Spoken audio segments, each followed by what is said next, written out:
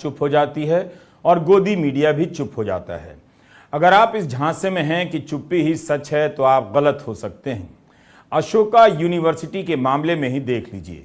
Ashoka university के कितने ही department के प्रोफेसर ने सामूहिक रूप से बोला है और सव्यसाची दास और पुलाप्रे बालाकृष्णन को वापस बुलाने की मांग की है। आज के वीडियो में अदानी और कृषि कानूनों पर आगे बढ़ने से पहले बता दूं कि भारत के 80 से अधिक संस्थानों के करीब 300 अर्थशास्त्रियों ने बयान जारी किए हैं और अशोका यूनिवर्सिटी में सेंसरशिप का विरोध किया है।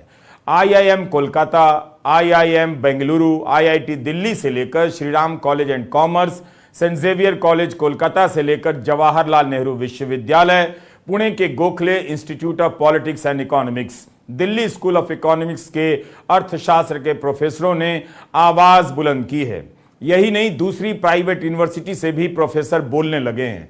OP जिंदल और अजीम प्रेमजी यूनिवर्सिटी के प्रोफेसर भी इसमें शामिल हैं।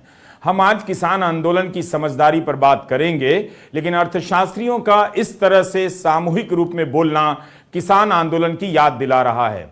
इसी तरह धीरे धीरे किसान बोलने लगे थे और उनका आंदोलन बड़ा होता चला गया। अशोका यूनिवर्सिटी किस डर से अब चुप है? अब उसे बोल देना चाहिए और दोनों प्रोफेसर को काम पर वापस बुला लेना चाहिए। अपने पत्र में इन अर्थशास्त्रियों ने लिखा है कि भारत भर में काम करने वाले हम अर्थशास्त्री मजबूती से इसमें यकीन करते हैं कि किसी भी शैक्षणिक और रिसर्च समुदाय के लिए अकादमिक स्वतंत्रता बहुत जरूरी है। हर किसी को अपना रिसर्च करने, उसे साझा करने और खुलकर बातचीत करने का अवसर मिलना चाहिए। किसी प्रकार का भय, सेंसरशिप नहीं होनी चाहिए। हम प्रोफेसर सव्यसाची दास के साथ हैं और अशोका यूनिवर्सिटी के अर्थशास्त्र विभाग की मांग का समर्थन करते हैं। हम यूनिवर्सिटी की गवर्निंग बॉडी से मांग करते हैं कि प्रोफेसर दास को तुरंत बहाल किया जाए। शायद भारत के इतिहास में ऐसा कभी नहीं हुआ होगा कि किसानों की तरह 81 संस्थानों के अर्थशास्त्री एक आवाज में बोलने लगे हैं। अर्थशास्त्रियों की इस आवाज को आप भी सुनिए।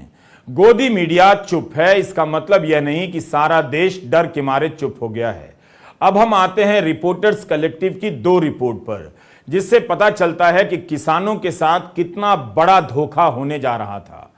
भारत के किसान सड़क पर उतर गए, सैकड़ों शहीद हो गए, लेकिन वे इन कृषि कानूनों के पीछे के इरादे को समय से पहले समझ गए थे। उन्हें यह पता तो नहीं था कि इसके पीछे कौन कौन चेहरे हैं, इनके नाम क्या क्या हैं, मगर उन्होंने पकड़ लिया कि इस बार उनकी जमीन और उपज पर हमला होने वाला है। अगर अब भी वे यानी जमीन हाथ से चली जाएगी। रिपोर्टर्स कलेक्टिव के श्री गिरीश जलिहल की दोनों रिपोर्ट से साफ पता चलता है कि तीनों कृषि कानून किसके लिए लाए गए थे। बनाए गए थे किसानों के नाम पर, मगर यह कानून लाए गए थे कॉरपोरेट के लिए। आज का यह वीडियो रिपोर्टर्स कलेक्टिव की शानदार रिपोर्ट पर आधारित है। हमें लगता है कि यह रिपोर्ट हिंदी के दर्शकों और किसानों के बीच ज्यादा से ज्यादा पहुंचनी चाहिए, ताकि उन्हें पता चले कि उनके भविष्य के नाम पर किस तरह से कृषि कानून की भूमिका बनाई गई, कैसे चुपचाप कॉरपोरेट और बीजेपी से जुड़े लोग इसे तैयार करते रहे और किसानों को भनक तक नहीं लगने दी। हम इस रिपोर्ट में बताएंगे कि अमेरिका का एक NRI, जिसका खेती से कोई लेना देना नहीं है, खेती और जमीन को कॉरपोरेट के हवाले कर देने का आइडिया लेकर आता है, जिसे बिजनेस की सुंदर भाषा में कॉर्पोरेटाइजेशन ऑफ एग्रीकल्चर कहते हैं। इसके अलावा हम आज के वीडियो में गौतम अदानी के कारोबारी समूह से जुड़ी कुछ अन्य खबरों को भी शामिल करेंगे। पहले याद दिलाना जरूरी है कि 19 नवंबर 2021 के दिन प्रधानमंत्री ने तीनों कृषि कानूनों को वापस लेते समय क्या कहा था। हम प्रधानमंत्री मोदी के उस भाषण को खुद ही पढ़ रहे हैं, मगर शब्द उन्हीं के हैं। प्रधानमंत्री नरेंद्र मोदी ने 19 नवंबर 2022 को कहा था, मैं आज देशवासियों से क्षमा मांगते हुए सच्चे मन से और पवित्र हृदय से कहना चाहता हूं कि शायद हमारी तपस्या में ही कोई कमी रही होगी, जिसके कारण दिए के प्रकाश जैसा सत्य खुद किसान भाइयों को हम समझा नहीं पाए। 19 नवंबर 2021 के दिन गुरु नानक जयंती के पावन अवसर पर प्रधानमंत्री मोदी कहते हैं कि दिए के प्रकाश जैसा सत्य, यानी इन कानूनों की खूबियों के बारे में किसान भाइयों को हम समझा नहीं पाए। शायद हमारी तपस्या में ही कोई कमी रही होगी। रिपोर्टर्स कलेक्टिव के श्री गिरीश जलिहल ने इस तपस्या की पोल खोल दी है, बता दिया है कि वह दिया किसका था जिसके प्रकाश की तरह कानून बनाने का दावा किया जा रहा था। हम जिस रिपोर्ट की चर्चा करने जा रहे हैं उससे तो बिल्कुल नहीं लगता कि किसानों के लिए तपस्या हो रही थी और वो तपस्या प्रधानमंत्री नरेंद्र मोदी कर रहे थे। अब पता चल रहा है कि भारत के किसानों के लिए कॉरपोरेट के लोग चुपचाप तपस्या कर रहे थे। हम फिर से बता दें कि यह रिपोर्ट हमारी नहीं, श्री गिरीश जलिहल की है, जो रिपोर्टर्स कलेक्टिव के हैं। उन्हीं की रिपोर्ट का हिस्सा पढ़ रहा हूं। इस रिपोर्ट के आने के 48 घंटे से भी ज्यादा समय बीत चुके हैं, मगर सरकार ने कोई प्रतिक्रिया जाहिर नहीं की है। तो अब आते हैं तपस्वी जी पर। सबसे पहले आप तपस्वी का चेहरा देख लीजिए। शरद मराठे नाम है इनका। भारत के सभी किसान शरद मराठे को ठीक से पहचान लें। यही वो तपस्वी जनाब हैं जो उनकी आय डबल करने के लिए तपस्या कर रहे थे। लिंक्डइन एक वेबसाइट है, इस पर उन्होंने अपने परिचय में लिखा है कि वे 5.5 साल से भारत सरकार के आयुष मंत्रालय के टास्क फोर्स के चेयरमैन हैं। यहां पर इन्होंने यह नहीं लिखा है कि खेती को कारोबारी बनाने के लिए जो टास्क फोर्स बना था उसके सदस्य यही थे, बनाने का सुझाव भी इनका था। चेयरमैन थे उसके अशोक दलवाई। जो सब यह नहीं बताते हैं, श्री गिरीश जलिहल अपनी रिपोर्ट में उनका पर्दाफाश कर देते हैं। शरद मराठे अमेरिका में सॉफ्टवेयर कंपनी चलाते हैं, एक कंपनी अमेरिका में और एक भारत में। मराठे ने अमेरिका से बिजनेस एडमिनिस्ट्रेशन में मास्टर्स की डिग्री पाई है। खेती से कभी नाता नहीं रहा। इनकी राजनीतिक तपस्या के बारे में जलिहल लिखते हैं कि मराठे भाजपा की ओवरसीज फ्रेंड्स इकाई के अध्यक्ष के साथ अपनी दोस्ती का बखान करते पाए गए हैं। वाजपेयी के समय से बीजेपी के करीबी रहे हैं। इस रिपोर्ट में दस्तावेजों के साथ दावा किया गया है कि शरद मराठे के प्रस्ताव के बाद ही नीति आयोग ने एक टास्क फोर्स का गठन किया, जिसने सुझाव दिया कि किसानों की आय डबल करनी है तो खेती को व्यावसायिक बनाने की जरूरत है। मंडी को बाजार के लिए खोल देना होगा। किसानों की जमीन को लीज पर देने का रास्ता बनाना होगा।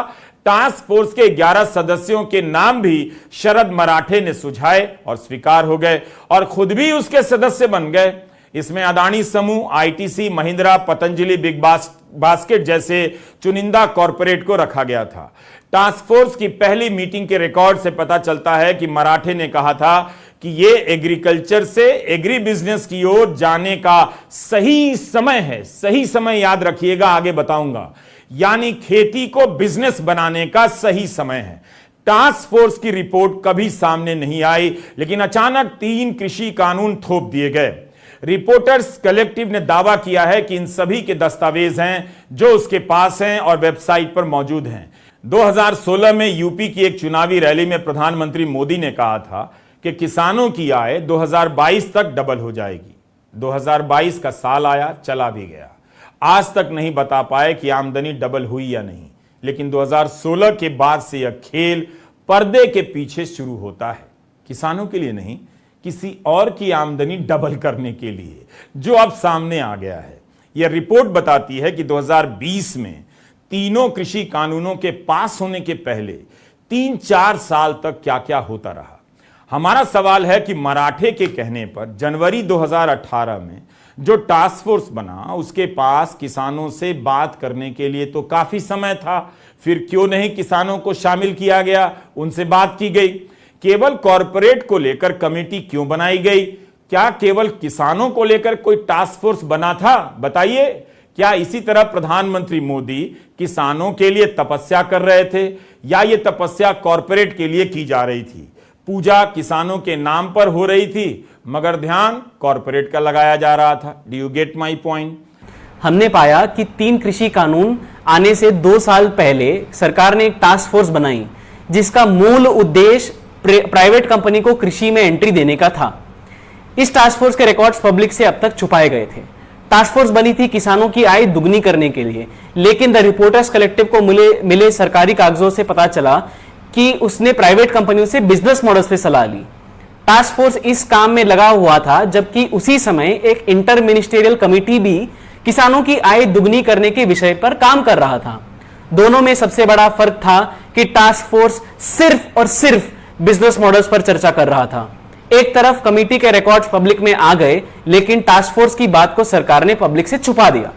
इस टास्क फोर्स में एमएसपी और क्रॉप इंश्योरेंस जैसे विषयों की चर्चा नहीं की गई। इनका पूरा फोकस था कि कैसे कृषि। सरकार से पूछ दिया कि कृषि कानूनों को लाने से पहले किस किसान या किसान संगठन से पूछा गया, तो जवाब देते नहीं बना।